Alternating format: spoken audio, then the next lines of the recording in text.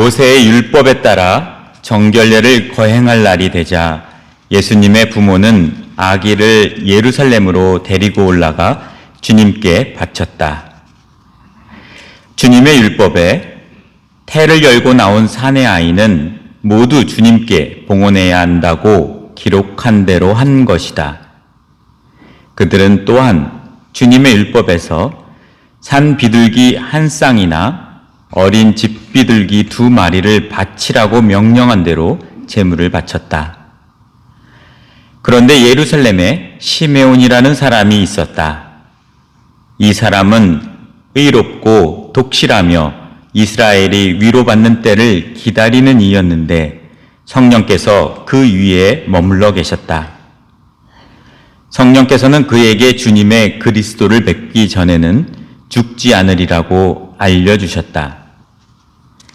그가 성령에 이끌려 성전으로 들어갔다. 그리고 아기에 관한 율법의 관례를 준수하려고 부모가 아기 예수님을 데리고 들어오자 그는 아기를 2팔에 받아 안고 이렇게 하느님을 찬미하였다. 주님, 이제야 말씀하신 대로 당신 종을 평화로이 떠나게 해주셨습니다. 제 눈이 당신의 구원을 본 것입니다. 이는 당신께서 모든 민족들 앞에서 마련하신 것으로 다른 민족들에게는 계시의 빛이며 당신 백성 이스라엘에게는 영광입니다. 아기의 아버지와 어머니는 아기를 두고 하는 이 말에 놀라워하였다. 시메온은 그들을 축복하고 나서 아기 어머니 마리아에게 말하였다. 보십시오. 이 아기는 이스라엘에서 많은 사람을 쓰러지게도 하고 일어나게도 하며 또 반대를 받는 표징이 되도록 정해졌습니다. 그리하여 당신의 영혼이 칼에 꿰찔리는 가운데 많은 사람의 마음속 생각이 드러날 것입니다. 한나라는 예언자도 있었는데 푸누엘의 딸로서 아세르 지파 출신이었다. 나이가 매우 많은 이 여자는 혼인하여 남편과 7해를 살고서는 84살이 되도록 과부로 지냈다. 그리고 성전을 떠나는 일이 없이 단식하고 기도하며 밤낮으로 하느님을 섬겼다. 그런데 이 한나도 같은 때에 나와 하느님께 감사드리며 예루살렘의 속량을 기다리는 모든 이에게 그 아기에 대하여 이야기하였다. 주님의 법에 따라 모든 일을 마치고 나서 그들은 갈릴레아에 있는 고향 나자렛으로 돌아갔다. 아기는 자라면서 튼튼해지고 지혜가 충만해졌으며 하느님의 총애를 받았다. 주님의 말씀입니다. 찬미 예수님. 네, 오늘은 아까 미사 시작 때 말씀드린 것처럼 주님 봉헌 축일이면서 동시에 또 교회에서 축성 생활의 날로 기념하고 있습니다. 그래서 6월 달에 우리 사제 성화의 날 이렇게 신부님들에 대한 일종의 영적 생일이라고 이렇게 한다면 또 오늘은 수도자들에게 또 영적 생일이라고 할 수 있습니다. 보통 이렇게 3가지 복음 3덕을 주님께 종신서약을 하는데 저는 2월 3일이 종신서약한 날이에요. 내일이에요. 그래서 내일 제 스스로 Happy Birthday to me 네, 그렇게 여러분 기도해 주시기 바라고요. 그리고 저희 동기들이 지금 한 신부님은 로마에서 교회법 지금 이제 박사 마치고 이제 마무리 단계 하고 있고요. 그리고 한 신부님은 또 이번에 캄보디아에서 지금 사목을 하고 있어요. 그리고 저는 여기 미국에 있으니 다 다른 나라에서 그래서 우리 줌으로 내일 아침에 만나기로 했습니다. 이렇게 저희가 이렇게 봉헌하는 거죠. 우리의 생에 부족하지만 잘난 것이 있어서가 아니라 주님께 받은 은총이 더 크기에 그것을 돌려드리고자 봉헌하는 것. 우리가 그래서 오늘 이 봉헌이라는 단어가 키워드가 되기 때문에 오늘 제가 나누고 싶은 이야기는 첫 번째는 봉헌에 대한 것, 그리고 두 번째는 시메온이 고백한 온 민족의 계시의 빛으로 드러났다라고 선포하는 우리의 빛으로 오신, 희망의 빛으로 오신 예수님에 대한 이 두 가지 주제로 얘기를 하려고 합니다. 먼저 이렇게 복음에 보면, 복음 들어가기 전에 일독서도 봉헌 주기를 맞이해서 말라키 예언서의 예언, 그가 호련히 자기 성전으로 오리라, 계약의 사자 보라 그가 온다라고 이렇게 이야기가 예언되었던 것들, 그리고 이독서에서는 사도 바울의 히브리서에 나와 있는 예수님이 왜 사람으로 오셨는지에 대한 이야기, 자녀들이 우리가 혈연의 관계라고 하자, 그래서 자녀들이 피와 살을 나누었듯 예수님도 우리와 똑같이 피와 살을 나누어 가졌었는데, 그것은 우리 아브라함의 후손들, 이스라엘 백성만이 아니라 모든 인류의 후손들, 우리의 많은 사람들의 구원을 위해 우리가 나약함에 빠져 있는 그런 여러 가지 약함이 있잖아요. 그것을 똑같이 예수님도 우리가 똑같은 사람으로서 똑같이 슬퍼하고 아파하고 화내고 기뻐하고 이런 모습들을 지닌, 그래서 똑같이 예수님도 유혹을 받고 고통을 받으신 그 예수님이 우리의 영원한 대사제로 오셨다는 것, 그것이 봉헌이라는 오늘 복음에서 이야기하는 그것이 그냥 드러난 것이 아니라 유대 전통 안에서 이스라엘과 하느님과의 관계 안에 맺어진 오래된 계약서부터 예언됐던 것들이 바로 아기 예수님이 성전에 성모님과 요셉 성인을 통해서 봉헌되는 순간, 그것이 구원의 역사가 시작되고 있음을 알려주고 있는 것이지요. 그래서 유다 전통 안에서 이렇게 보면 여성이 출산, 우리 40일이 성탄이 된 지 40일이 되었어요. 그러면 왜 40일로 하느냐?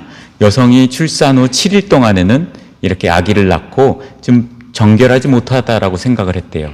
그리고 33일이 지난 합쳐서 40일이 되어야 그 첫 아기를, 남자아이를 봉헌하는 전통이 있었다라고 합니다. 그럼 그것이 왜 그럴까? 구약 성경에 보면 언제부터 등장하냐면 아브라함이 이렇게 약속의 땅에 이렇게 가는 과정이 쭉 나오잖아요. 그러다가 멜기세덱을 만납니다. 근데 예루살렘의 그 당시 살렘의 왕이라고 하는데 지금으로 치면 예루살렘의 왕이 이미 있었어요. 그 사람은 하느님의 대리자로 있는 분이었죠. 그분에게 자기가 지은 여러 가지 수확의 10분의 1, 11조를 바쳤어요. 감사의 의미로 하느님께서 우리를 창조하고 우리에게 생명을 주시고 우리를 돌봐주시니 그 감사함의 표로 11조를 바쳤던 것이죠. 그것이 첫 번째 성경에 이제 그런 개념의 봉헌이 나오고, 두 번째로는 우리가 잘 알고 있듯이 구약 성경에서 이집트에서 종살이하던 이스라엘 백성들에게 모세를 통해서 빼어내올 때, 그때 이집트 왕이 계속해서 그것을 하느님의 뜻을 거절하고 있었죠. 그때 10가지 재앙 중에 마지막 재앙이 그 이집트 자손들의 맏배 첫째 아들을 다 죽임을 당할 거라고 예고를 하죠. 그때 이스라엘 사람들에게는 문설주와 상인방에 양의 피를 발라놓으면 그 죽음의 기운이 거기를 건너간다라고 했죠. 그랬을 때 그것을 우리는 패스오버, 파스카, 우리는 그것이 우리가 사순 때 그리고 부활 때 우리가 기리는 이스라엘 사람들에게는 가장 중요한 그 해방절이 됐죠. 그래서 그 두 가지 의미로 이 이스라엘 사람들 유대 전통 안에서는 계속해서 첫째 아들에 대한 그것을 살려준 하느님께 감사의 표시로 이렇게 첫째 아들을 봉헌했다라는 것이죠. 그리고 그것이 꼭 사람을 봉헌해서 이제 하는 것이 아니라 어떤 때는 속전, 이 돈으로 좀 그러니까 5세겔이라는 것을 이렇게 내기도 했다라고 합니다. 그런 전통 안에 있는 것을 보여주고 있는 거예요.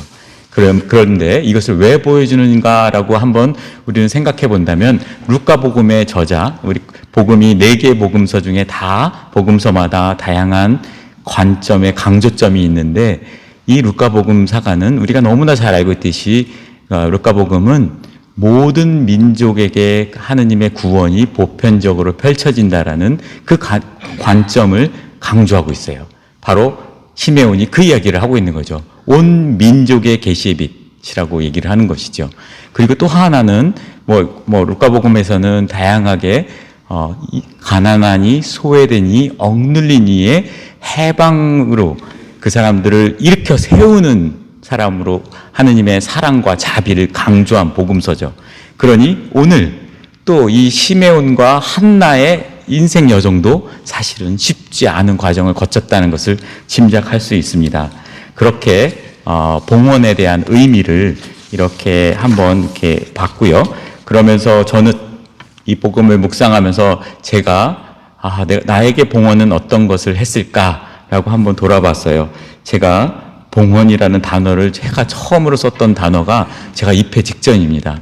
입회 직전에 제가 여러 번 얘기를 해서 아시겠지만 저희 형과 이제 음악 사업을 하다가 너무 이제 잘 안 풀리고 힘든 것이 계속 이어지고 있으니까 제가 계속해서 형과 함께 아무래도 형이 노래하는 가수다 보니 곳곳을 다니면 그 곳곳에 가서 저는 그 지역의 성당에 가서 성체조배를 했어요. 성체조배를 하면서 주님, 제 앞길이 막막합니다. 저에게 한 말씀만 해주세요.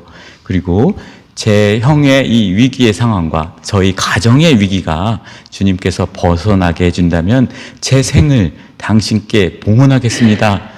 라고 엄청난 것을 그때 잘 모르고 주님께 그러니까 정화되지 않았지만 그렇게 봉헌 기도를 했었던 것이 떠올랐어요. 그럼에도 불구하고 제가 정화되지 않았지만 주님께서는 그 안에서도 저에게 큰 역사를 하신 것이죠. 아무튼 그런 것이 떠올랐는데 사실 이러한 저와 비슷한 예는 많은 성인들이 그러한 예들을 했다라는 것을 알 수 있어요. 우리가 예로니모 성인에 대해서 혹시 들어보셨겠죠? 예로니모 성인은 우리 성경을 라틴어로 번역해서 많은 사람들이 성경을 읽을 수 있게 했던 분이었어요. 그런데 이분이 자기가 이제 그 성탄절 맞으면서 성탄절 묵상을 기도를 하면서 기도를 하고 있는데 아기 예수님을 만난 거예요. 그래서 자기가 이렇게 기뻐서 얘기를 합니다. 제가 이렇게 당신을 위해서 성경 말씀을 평생 연구하고 당신의 그 번역을 위해서 이 평생 제가 이것을 봉헌하겠습니다라고 했더니 예수님께서 아니다. 그것 말고 해야 될 것이 있다라고 했어요. 그랬더니 곰곰이 생각하면서 떠오른 것이 자기가 갖고 있는 약함, 죄성, 그리고 예로니모 성인에게 유명한 일화 중에 하나는 성욕에 대한 것이 있었어요. 이 모든 것들을 그러면 제가 당신께 나의 고행과 수행을 통해서 다 바치겠습니다. 라고 했더니 그것도 아니다. 라고 해요. 그럼 가만히 있었더니 아기 예수님께서 나는 너에게 원하는 것은 단 한 가지.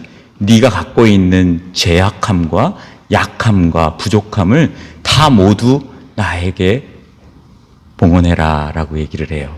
그 말인 즉슨 우리에게 꽤 위로가 되죠. 저에게도 많이 위로가 됩니다. 이런 하느님께서 또 이렇게 예수님께서 우리에게 알려주는 하느님의 뜻을 예수님 통해서 알려주는 것은 우리 또 사도 바오로가 그것을 또 이야기를 하죠. 사도 바오로는 코린토에서 이런 고백을 합니다.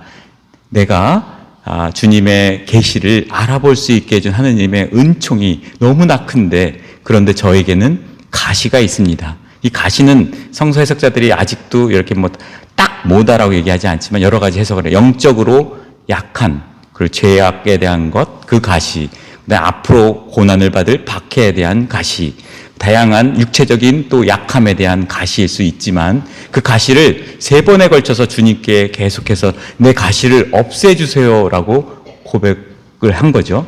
근데 그것이 이렇게 사도 바울에게 들려온 거죠. 나는 약함 안에서 완전한 것이 드러난다라고 이야기를 했어요. 그러니 예수님께서는 우리의 에로니모도 그렇고 그리고 저도 정화되지 않은 그 것들을 막 했을 때 주님께서 바라시는 것은 그냥 우리가 있는 그대로의 내가 갖고 있는 것을 다 주님께 내어놓을 때 나의 죄까지도, 나의 상처, 나의 고통을 주님께 고백할 때 주님께서는 우리 안에서 당신의 일을 하시는 분이라는 것을 알려줄 수 있습니다. 그러니 현대인들에게 우리가 그 봉헌이라는 단어를 잘 표현한 분이 이냐시오 성인인 것 같아요. 이냐시오 성인은 이렇게 영신수련에서 주님께 봉헌 기도를 하자라고 초대를 해요. 내가 주님께 받은 것 다 돌려드리다는 의미로 내가 받은 기억, 우리는 기억을 갖고 있죠. 다 살아가면서 기억이 있어요. 과거가 있죠. 그리고 나의 지성, 내가 이해하는 것들, 모든 것, 그리고 내가 희망하는 의지, 이 모든 것들을 다 주님께 받은 것이오니 내 모든 것을 다 주님께 돌려드립니다. 단지 제가 바라는 것은 당신의 사랑과 은총만을 저에게 주소서라고 봉헌 기도를 해요. 아마 우리의 봉헌은 이렇게 성모님과 성 요셉 성인도 가진 것이라고는 어린 나이 때 가브리엘 천사의 이야기를 듣고 그러니까 성모님께서 성령으로 잉태한 그 모습이 누군가에게는 미혼모의 아기로서 돌에 맞아서 죽어야 되는 아주 안타까운 처지였죠. 그럼에도 불구하고 하느님의 뜻을 믿고 하느님의 말씀을 의지하면서 모든 것을 봉헌하는 것이었죠. 그런 심정이었겠죠. 그런데 또 그것을 이제는 시메온이 그것을 알아봅니다. 근데 시메온은 죄송합니다. 시메온은 이렇게 얘기를 합니다. 이 사람은 의롭고 독실하며 이스라엘이 위로받은 때를 기다리는 이였다. 의롭다라는 것은 성경에서 하느님과 나와 올바른 관계를 말해요. 그러니 그 올바른 관계를 끊임없이 살았던 사람이라는 것을 이야기해주고 있죠. 그리고 독실하게, 성실하게 꾸준히 신앙생활을 하고 있었던 것이고 이스라엘이 위로받는 때, 이때는 아직 로마 압제에 있던 시대예요. 위로가 없었을 때예요. 그럼에도 불구하고 하느님이 우리 안에서 함께 해주시고 우리를 일으켜 세워줄 것이라는 희망을 갖고 있었던 것이죠. 그때를 기다리는 그에게 성령께서 그 위에 머물러 계셨다라고 하고 있어요.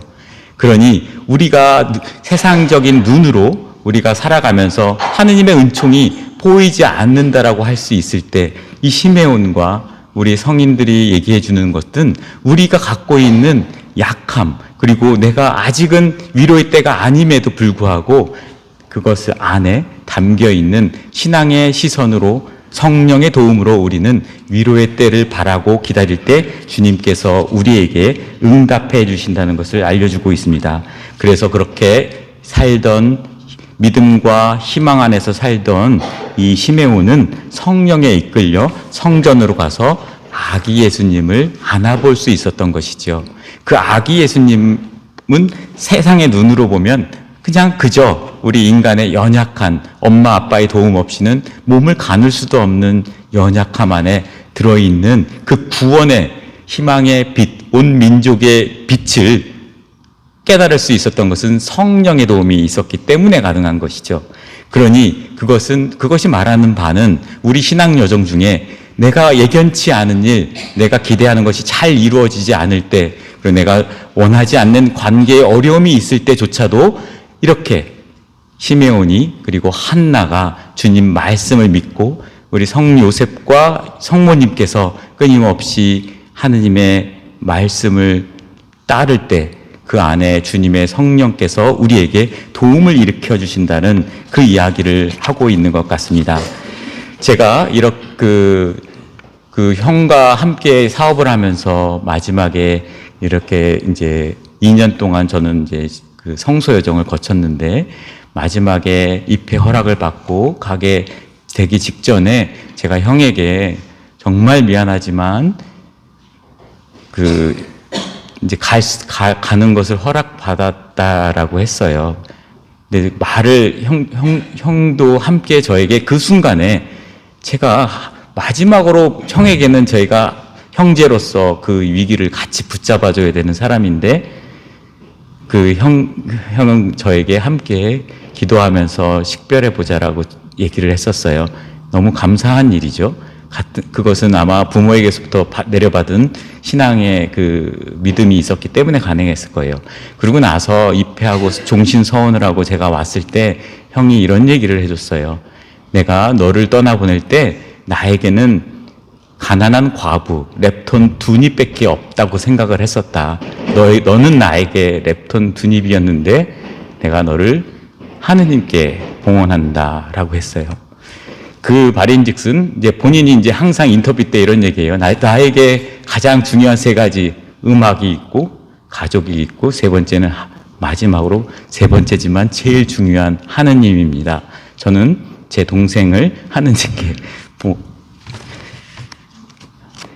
아무튼 그렇게 저는 저의 형의 또 그 믿음의 지지를 받고 제가 이렇게 신앙 여정을 기쁘게 할 수 있는 것 같습니다.